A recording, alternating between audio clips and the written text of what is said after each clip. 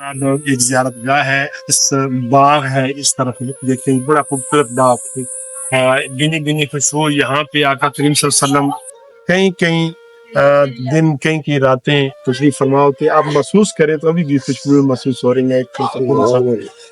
یہ کچھ تصاویر ہیں، ان سے آپ اندازہ کر سکتے ہیں۔ یہ ایک مسجد ہے، یہ ایک کنواں ہے، اس کو مزرعہ نور کہتے ہیں۔ باقی اندر آ جائیں، باقی تفصیلات میں آپ باغ کو مزرعہ نور کہتے ہیں، باغ کو مزرعہ نور، بیر حجیم۔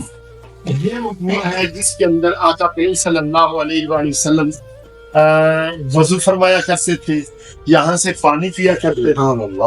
یہ وہ یعنی یہ جو جگہ ہے، یہاں پہ کریم آقا صلی اللہ علیہ وسلم کے یعنی خوشبوئیں موجود ہیں، آپ اس کو مس کر سکتے ہیں، آپ اس کا بوسہ لے سکتے ہیں۔ یہ بڑی بابرکت جگہ ہے۔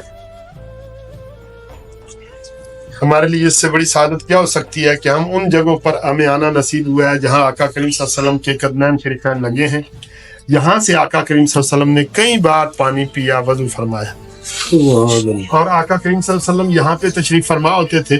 اور یہ مسجد ہے اس طرف مفید بھائی، یہ مسجد ہے جس کے اندر آقا کریم صلی اللہ علیہ وسلم کئی راتیں لگاتار نمازیں پڑھتے اور قیام فرمایا کرتے تھے، اور اس پہ آج بھی زائرین آتے ہیں اور ان کی یاد میں نوافل ادا کرتے تھے۔ یہ جگہ اس پہ ایک حدیث پاک ہے، آپ نے سنی ہوگی، آقا کریم صلی اللہ علیہ وسلم تشریف فرما تھے، رات کا وقت تھا، تو دو صحابی انہوں نے گھر جانا تھا، اندھیرا تھا، تو انہوں نے کہا کہ یا رسول اللہ اندھیرا ہے، تو آقا کریم صلی اللہ علیہ وسلم مسکراتے ہوئے کہتے ہیں کہ ایک کے ہاتھ میں چھڑی تھی، چھڑی کو مس کیا تو وہ ٹیوب لائٹ بن گئی، وہ روشنی دینے لگی، اور وہ چل پڑے۔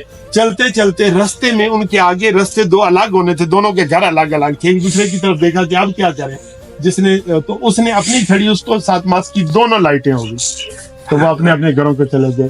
وہ جو حدیث پاک ہے آقا کریم صلی اللہ علیہ وسلم کا وہ مبارک سفر، وہ اس جگہ سے منسوب، یہ وہ جگہ ہے۔ آپ یعنی باقی تمام چیزوں سے ہٹ کے تھوڑا سا یہاں پہ محسوس کریں کتنا پرسکون جگہ، کتنی پرسکون جگہ ہے، کتنی محبتیں ہیں یہاں، آقا کریم صلی اللہ علیہ وسلم کی خوشبوئیں ہیں۔ اور آج صبح جب ہم نے زیارت کی تو بس ہمارے نیارے نفل پڑھ لیں جی، نوافل ادا کریں، اور اس سے زیادہ خوش نصیبی کیا ہو سکتی ہے۔